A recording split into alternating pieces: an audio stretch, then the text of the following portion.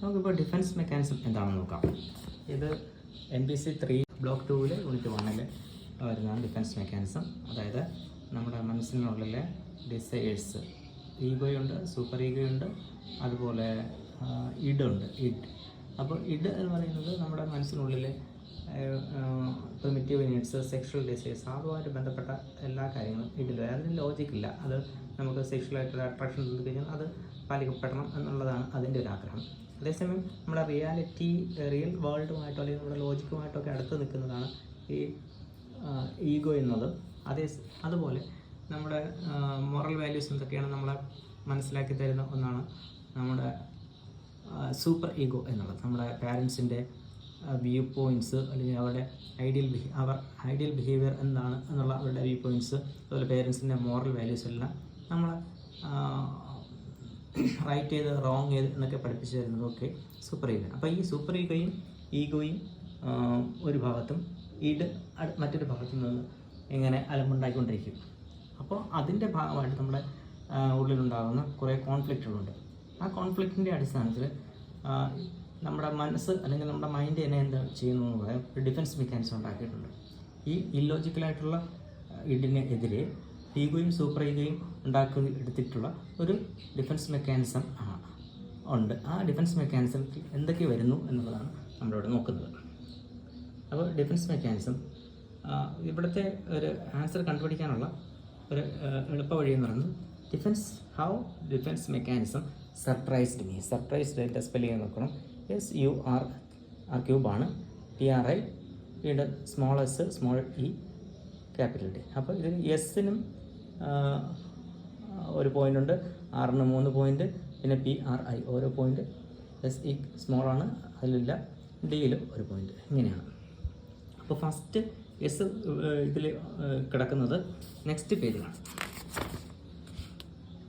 ലാസ്റ്റിലായിട്ട് ഇതാണ് പേര്, sublimation. Sublimation എന്ന് പറഞ്ഞാൽ transforming impulses into something constructive. അതായത് നമ്മുടെ മനസ്സിലുണ്ടാകുന്ന ഇമ്പൾസസിനെതിരെ അത് വഴിതിരിച്ച് ഒരു കൺസ്ട്രക്റ്റീവ് ആയിട്ടുള്ള രീതിയിലേക്ക് നമ്മളത് വഴിതിരിച്ച് വിടുന്നു. നമുക്ക് ഭയങ്കരമായിട്ടുള്ള ദേഷ്യം ഉണ്ടാവുകയാണെങ്കിൽ നമ്മൾ പുറത്തിറങ്ങി കാണുന്ന മറ്റ് ജീവികൾ, വസ്തുക്കളെയൊക്കെ തട്ടിമറിച്ചിടുകയോ അല്ലെങ്കിൽ നമ്മൾ കാണുന്ന മരങ്ങളൊക്കെ വെട്ടിമുറിച്ച് കളയുകയൊക്കെ ചെയ്യുന്ന, അതായത് ആ ദേഷ്യം നമ്മൾ വേറൊരു വഴിക്ക് അതിനെ റിലീസ് ചെയ്യുകയാണ്. അത് ഒരു കൺസ്ട്രക്റ്റീവ് ആയിട്ടുള്ള രീതിയിലാണ് എന്നുള്ളതാണ് ഇതുകൊണ്ട് ഉദ്ദേശിക്കുന്നത്. കൺസ്ട്രക്റ്റീവ് എന്ന് പറഞ്ഞാൽ പോസിറ്റീവ് തന്നെ ആയിരിക്കണമല്ല, ഒരു കൺസ്ട്രക്റ്റീവ് മെത്തേഡിൽ നമ്മളത് റിലീസ് ചെയ്യുന്നു. ഒരു ഡിഫൻസ് മെക്കാനിസം വർക്ക് ചെയ്യുന്നു. Next one is repression. Repression means നമ്മുടെ ഉള്ളിലുണ്ടാകുന്ന കുറേ അരുതാത്ത ചിന്തകളുണ്ട്. ഫോർ എക്സാമ്പിൾ, നമ്മുടെ അടുത്തിരിക്കുന്ന സുന്ദരിയായ ഒരു പുരുഷൻ അല്ലെങ്കിൽ സ്ത്രീ, അവരുടെ ശരീരത്തെ സ്പർശിക്കാൻ നമ്മുടെ ഉള്ളിലുണ്ടാകുന്ന അദമ്യമായ ആഗ്രഹം. അപ്പോൾ ആ ആഗ്രഹം നമ്മളെ തടയിടുകയാണ് നമ്മുടെ ഈഗോയും സൂപ്പർ ഈഗോയും കൂടെ ചെയ്യുന്ന ഒരു ഡിഫൻസ് മെക്കാനിസം. ആ ഡിഫൻസ് മെക്കാനിസത്തിൻ്റെ ഭാഗമായിട്ട് ഒരു ഇൻറ്റേർണൽ കോൺഫ്ലിക്റ്റ് ഉണ്ടാകും. നമ്മുടെ ഫോർബിഡൻ ഇമ്പൾസും അതുപോലെ സൊസൈറ്റി ആൻഡ് മോറൽ സ്റ്റാൻഡേർഡുമായിട്ട് ഒരു അടിയുണ്ടാവും. അതിൻ്റെ ഭാഗമായിട്ടുണ്ടാകുന്ന ഈ അടിയിൽ നമ്മൾ എന്ത് ജയിക്കുമെന്ന് പറഞ്ഞാൽ ഈഗോയും സൂപ്പർ ഈഗോയും ജയിക്കും. മറിച്ച് ഈ ഇല്ലോജിക്കലായിട്ടുള്ള അല്ലെങ്കിൽ പ്രിമിറ്റീവ് നീഡ്സ്, സെക്ഷൽ ഡിസയേഴ്സൊക്കെ അവിടെ താഴെ അത് പരാജയപ്പെടണം. അതാണ് റിപ്രഷൻ എന്ന് പറയുന്നത്. Next one is regression. Regression means moving back to ബിലിയർ സ്റ്റേജ്. നമ്മൾ എന്തെങ്കിലും ഒരു പ്രശ്നം ഉണ്ടാകുമ്പോൾ നമ്മുടെ പൂർവ്വകാലഘട്ടത്തിലേക്ക് നമ്മൾ മടങ്ങിപ്പോകുന്നത് ആയിട്ട് ആണ് ഇവിടെ ഉദ്ദേശിക്കുന്നത്. അതായത് ഉദാഹരണമായിട്ട് വലിയൊരു ട്രാജഡി നമുക്ക് സംഭവിച്ചു കഴിഞ്ഞാൽ നമ്മൾ അതിൽ നിന്നൊക്കെ ഒരു മുക്തി നേടുന്നതിന് വേണ്ടി നമ്മൾ പഴയ കാലഘട്ടത്തിലേക്ക് അതായത് നമ്മൾ വിരലൊക്കെ സക്ക് ചെയ്യുന്ന ആ ഒരു ഇതിലേക്ക് പോവുകയും നമ്മൾ ഇവിടെ റിയൽ ലൈഫിൽ നമുക്ക് അതിൽ നിന്നൊക്കെ ഒരു മോചനം സാധ്യമാവുകയും ചെയ്യുന്നു.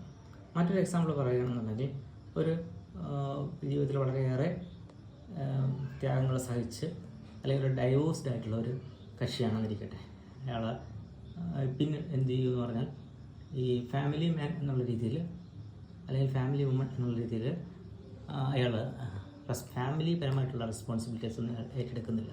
ഉദാഹരണത്തിന് ബില്ലുകൾ, വീടുമായിട്ട് ബന്ധപ്പെട്ട ബില്ലുകൾ അടയ്ക്കുക, അതിൽ നിന്നൊക്കെ വിട്ടിരിക്കും. അപ്പോൾ അതായത് മുമ്പ് അയാൾ ഫാമിലി അല്ലാതിരുന്നപ്പോൾ അയാൾ ഫാമിലി അതിന് ശേഷം ചെയ്യുന്ന കാര്യങ്ങളെല്ലാം വിട്ടിട്ട് ഫാമിലി എല്ലാവരും മുമ്പത്തെ ആ സ്റ്റാറ്റസ് കോയിലേക്ക് പോകണം എന്നുള്ളതാണ് അവിടുത്തെ ആഗ്രഹം. അതാണ് റിപ്രഷൻ എന്നുള്ളത്. ഇനി റിയാക്ഷൻ ഫോർമേഷൻ എന്ന് പറയുന്നത് നമ്മളൊരു മാസ്ക് എടുത്ത് അണിയുകയാണ്. Doing or thinking the opposite. നമുക്കൊരാളിനെ ഭയങ്കരമായിട്ട് ഇഷ്ടമല്ല, അല്ലെങ്കിൽ നമ്മൾ അയാളെ വെറുക്കുന്നു എങ്കിൽ എന്ത് ചെയ്യുന്നു വെച്ചാൽ നമ്മൾ നമ്മുടെ പുറമെ ഒരു മാസ്ക് ഇട്ടിട്ട് നമ്മൾ ഉള്ളിൽ മറ്റൊന്നായിരിക്കും, പുറമെ ചിരിച്ചോട് സംസാരിക്കും, പക്ഷേ ഉള്ളിൽ അദ്ദേഹത്തോട് വളരെ ദേഷ്യമായിരിക്കാം.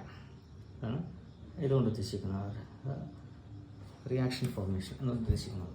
അപ്പോൾ ഇതായി SI UI 3 6. ഇനി അടുത്ത് P എന്ന് പറഞ്ഞാൽ പ്രൊജക്ഷനാണ്. പ്രൊജക്ഷൻ എന്ന് ഉദ്ദേശിക്കുന്ന attributes on hostile feelings to others to discomfort of acknowledge as own feelings. അതായത് anything unwanted impulse to summon else. മറ്റാരോടെങ്കിലും നമുക്ക് അൺവാണ്ടഡ് ആയിട്ടുള്ള ഒരു ഇമ്പൾസ് തോന്നുകയാണെന്നുണ്ടെങ്കിൽ അതിനെ നമ്മൾ അവരുടെ പ്രശ്നമായിട്ട്, ഉദാഹരണത്തിന് നമ്മളിപ്പോൾ മറ്റൊരാളോട് ജലസായിട്ടാണ് പെരുമാറുന്നത്, നമുക്ക് അയാളോടൊരു ജലസി ഉണ്ട്, പക്ഷെ എന്ത് ചെയ്യും നമ്മൾ ചെയ്യുന്നത് വെച്ചാൽ അവർക്ക് നമ്മളോട് ജലസി ഉണ്ടെന്ന് നമ്മളോട് വരുത്തി തീർക്കാൻ ശ്രമിക്കും. അതാണ് നോക്കുന്നത്. Then next one is P കഴിഞ്ഞ് 6 റാഷണലൈസേഷൻ. റാഷണലൈസേഷൻ എന്ന് പറയുമ്പോൾ നമുക്ക് സംഭവിച്ച ഏതൊക്കെ മിസ്റ്റേക്കുകൾ അല്ലെങ്കിൽ മോശമായിട്ടുള്ള കാര്യങ്ങൾ നമ്മുടെ മിസ്റ്റേക്ക് കൊണ്ടല്ല, മറിച്ച് ഈ മിസ്റ്റേക്കിന് ഉള്ള കാരണം മറ്റ് ചിലതിലേക്ക് നമ്മൾ പഴിചേരുന്നു.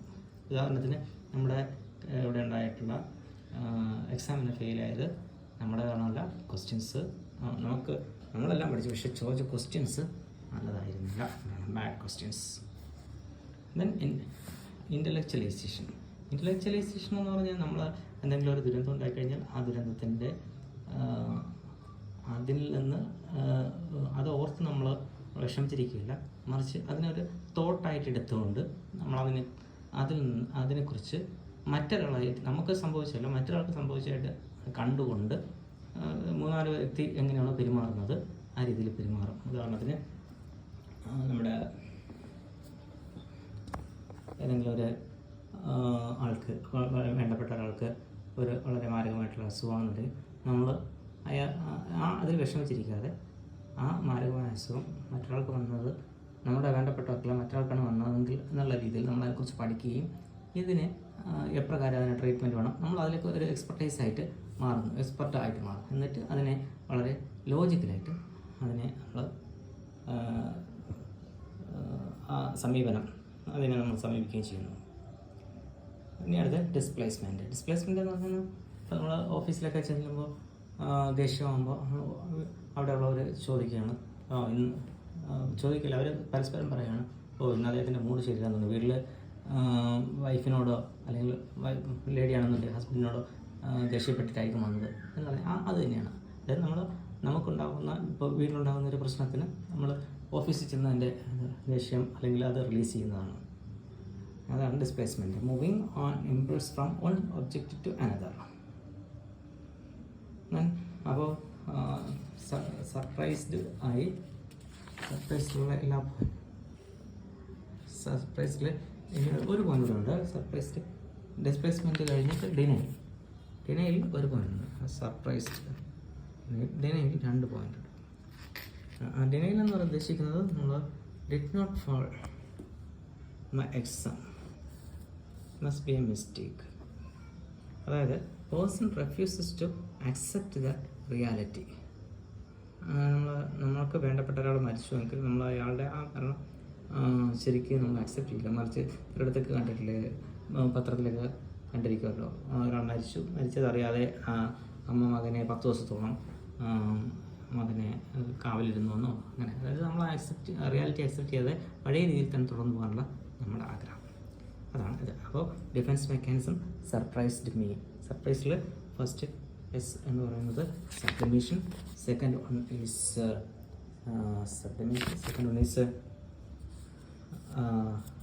repression, third one is regression, fourth one is reaction formation, then surprised projection, then rationalization and intellectualization, then displacement and denial. Okay, that's all. Then defense mechanism surprised me.